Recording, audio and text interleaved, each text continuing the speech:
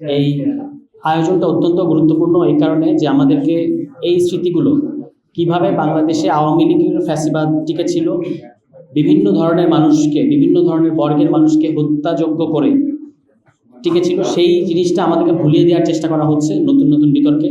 তো আমাদেরকে এই দিবসগুলো, এই হত্যাকাণ্ডগুলো যেগুলো আওয়ামী লীগ ঘটিয়েছে গত 15 বছর, এগুলোকে বারবার, যতবার আমরা সুযোগ পাবো ততবার আমাদেরকে স্মরণ করতে হবে এবং একই সাথে আমাদেরকে ন্যায় বিচারের দাবি জানাতে হবে, বিচারের দাবি জানাতে হবে।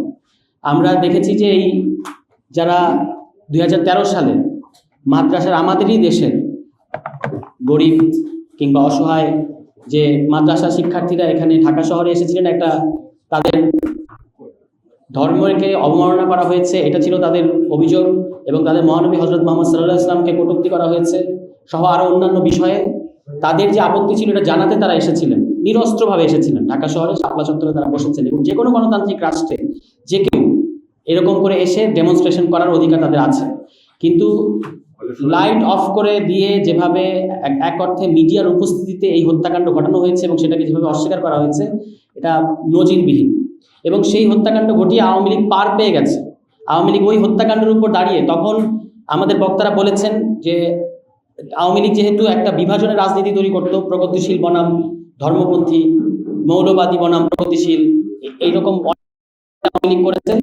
তো আমাদের কোনো অসুবিধার শিকার হয় তাহলে আমরা প্রতিবাদ করবো, এটাই ছিল রেওয়াজ। সুতরাং যাদেরকে 13 সালে হত্যা করা হয়েছে ঢাকা শহরে, কেউ কিন্তু এটা কিন্তু উল্লাস করা হয়েছে, এটাকে সেলিব্রেট করা হয়েছে। অর্থাৎ এই জীবনগুলোকে কি লেভেল হিসেবে হাজির করেছিল আওয়ামী লীগ, করতে পেরেছিল, এবং তাদের হত্যাকাণ্ড নিয়ে কেউ কোনো প্রতিবাদ করে নাই।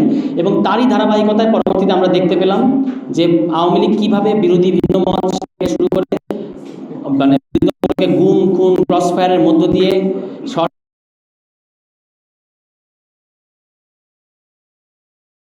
তাহলে আসলে এতগুলো হত্যাকাণ্ড আওয়ামী লীগ করতে পারতো না।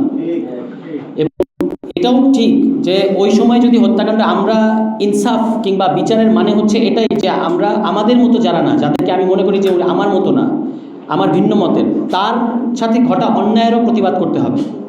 এটাই হচ্ছে আমাদেরকে এই শাপলা চত্বরে যে হত্যাকাণ্ড এই শিক্ষা দেয় যে আমাদেরকে, যদি আমরা একটা গণতান্ত্রিক রাষ্ট্র করার যে সংগ্রামে আছি, এটার মানে হচ্ছে যে আমার সাথে বিভিন্ন মানুষের ভিন্ন মত হতে পারে এবং সেটা আমি জানাতে পারবো, কিন্তু আমি কারোর উপর চড়াও হতে পারবো, কাউকে হত্যাকাণ্ড দিয়ে তার জীবন আমি কেড়ে নিতে পারি না।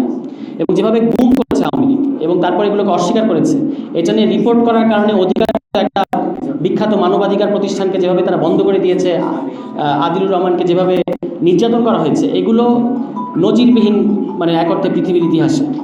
এবং আওয়ামী লীগের এই কাণ্ডগুলো আজকে আমরা বিচারের কথা বলছি এবং আমাদের দল থেকে একমাত্র রাজনৈতিক দল হিসেবে আমরা খুব পরিষ্কার করে বলেছি যে আওয়ামী লীগের নিবন্ধন বাতিল করতে হবে, কারণ এটা আর কোনো রাজনৈতিক দলের সংজ্ঞার মধ্যে পড়ে না।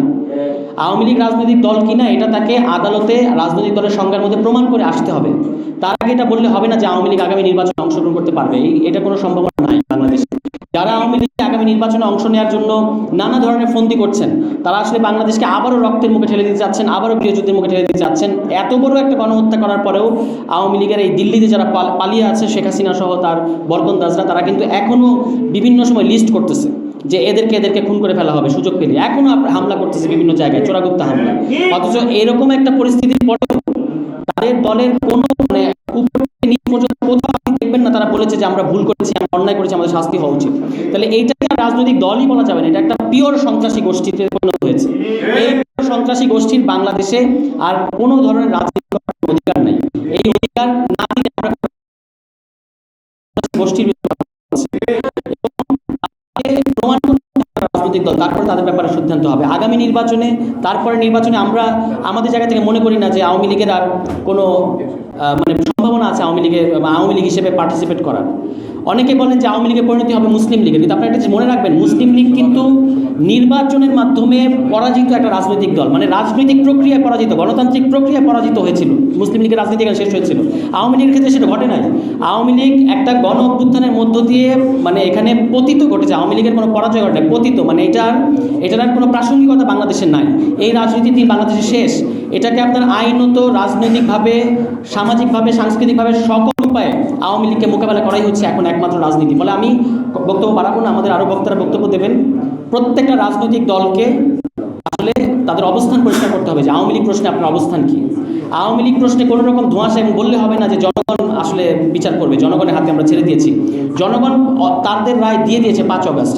এখন রাজনৈতিক দলগুলোকে এটা ফলো করা ছাড়া অন্য কোনো রাজনীতি করা যাবে না। আগামী নির্বাচনে ব্যালট পেপারে নৌকা মার্কা থাকতে পারবে না এবং আওয়ামী লীগ দল হিসেবে অংশগ্রহণ করতে পারবে না, এটা নাগরিক পার্টি এনসিপির পক্ষ থেকে বলা হয়েছে। যারা আগামী নির্বাচনে আওয়ামী লীগকে অংশ নেওয়ার পরিকল্পনা করছেন তারা আসলে দেশকে একটা চরম অস্থিতিশীলতার দিকে ঠেলে দিচ্ছেন। আমরা আপনাদেরকে হুঁশিয়ার করতে চাই, আওয়ামী লীগকে যদি আপনারা কোনোভাবে পুনর্বাসনের চেষ্টা করেন তাহলে কিন্তু দেশের আবারও অস্থিতিশীল হবে এবং সেটার দায় যারা এই কাজটা করছেন তাদেরকে নিতে হবে। ইন্টারিম গভর্নমেন্টকে পরিষ্কারভাবে বুঝতে হবে, যারা আপনারা উপদেষ্টা আছেন তাদের মধ্যে আমরা দেখতে পাই অনেক সময় অনেক ধরনের কথাবার্তা। এই ধরনের কথাবার্তা কিন্তু আমরা প্রত্যাশা করি না, কোনো ধরনের নমনীয়তা আমরা দেখাতে চাই না। আওয়ামী লীগের একমাত্র পরিণতি কী হবে সেটা ফয়সলা হয়ে গেছে। তো এই ধরনের দিবসের মধ্য দিয়ে আমরা বিচারের দাবিটা আবার পুনর্ব্যক্ত করছি, যেটা বিচার হতে হবে। এবং আমাদের বক্তারা বলেছেন যে রাষ্ট্রীয় স্বীকৃতি দিতে হবে শহীদদেরকে, এই দাবিগুলোর সাথে আমি সংহতি প্রকাশ করছি।